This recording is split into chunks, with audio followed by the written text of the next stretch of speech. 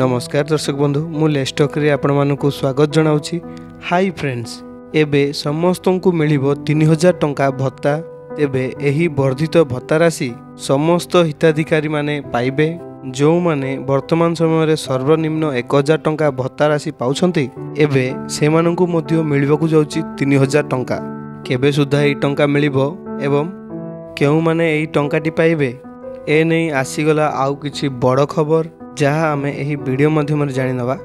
से जो वीडियोटी को कंप्लीट भाव में देखि नियंतु। वीडियोटी स्टार्ट करिया पूर्व मोर गोटे छोटिया अनुरोध, जदि वीडियोटी को आपण माने लाइक करना वीडियो गोटे लाइक करदे। चैनल को जब नुआ कर सब्सक्राइब करी पाखे बेल आइकन क्लिक करदे। चलतु डे नक कौन रही अपडेट जानी नवा।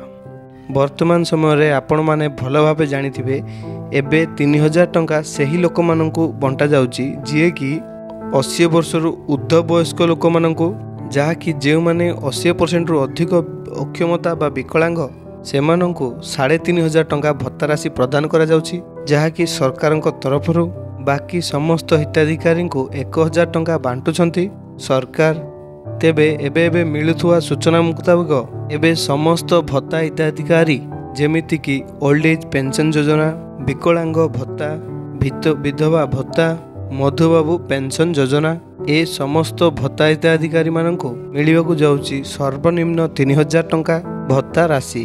तेबे जहाँकि सूचना मुताबिक एही 3000 टंका वर्धित राशि आसंता नवा वर्षरु मध्य मिलिबकु जाउछि। तेबे ए नै सरकारक तरफरु खूब शीघ्र आउ आपण माने जानिथिबे एहा खूब शीघ्र विधिवत भाव में सरकार तरफरु जारी होगा जाउछि। आउ आपण माने भल भाव में जानिथिबे निर्वाचन पूर्व सरकार घोषणा करथिले कि समस्तंकु 3000 टंका भत्ता प्रदान करा जिवो, किंतु पूर्वरु जो माननकु 500 रु 700 700 रु 1000 सरकार मध्य एहाकु पर्यायक्रमे वृद्धि करथिले।